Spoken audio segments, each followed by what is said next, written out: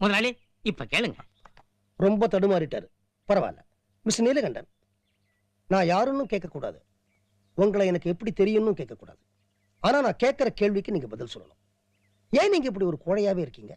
Sir, நினைச்ச அப்பா அம்மாவுக்கு நான் பிறக்கல, கிடைச்ச அப்பா அம்மாவுக்கு தான் பிறந்தேன். கிடைச்ச அப்பா அம்மாவுக்கு பிறந்ததுனால நினைச்ச குழந்தை பருவம் கிடைக்கல, கிடைச்ச குழந்தை பருவம் தான் கிடைச்சது. கிடைச்ச குழந்தை பருவம் கிடைச்சதுனால நினைச்ச பள்ளிக்கூடத்தில் படிக்கல, கிடைச்ச பள்ளிக்கூடத்தில் தான் படித்தேன். கிடைச்ச பள்ளிக்கூடத்தில் படித்ததுனால நினைச்ச உத்தியோகம் கிடைக்கல, கிடைச்ச உத்தியோகம் தான் கிடைச்சது. கிடைச்ச உத்தியோகம் கிடைச்சதுனால நினைச்ச பொண்டாட்டி கிடைக்கல, கிடைச்ச பொண்டாட்டி தான் கிடைச்சா. அதுக்கப்புறம் என்னால் எப்படி சார் வீரனா இருக்க முடியும்? வடிவேலு, இவர் சொன்னது ஏதாவது புரிஞ்சுதா? நினைச்ச மனுஷனை நீங்க கொண்டு உட்கார வைக்கல, கிடைச்ச மனுஷனை தான் உட்கார வச்சிருக்கீங்க. கிடைச்ச மனுஷனை உட்கார வச்சதுனால நீங்க நினைச்சபடி அவரால் பேச முடியாது. அவருக்கு கிடைச்சபடி தான் பேசுவாரு. நீங்க பொறுத்து தான் ஆகணும். ஆமை கரெக்ட் மிஸ்டர் நீலகண்டன்?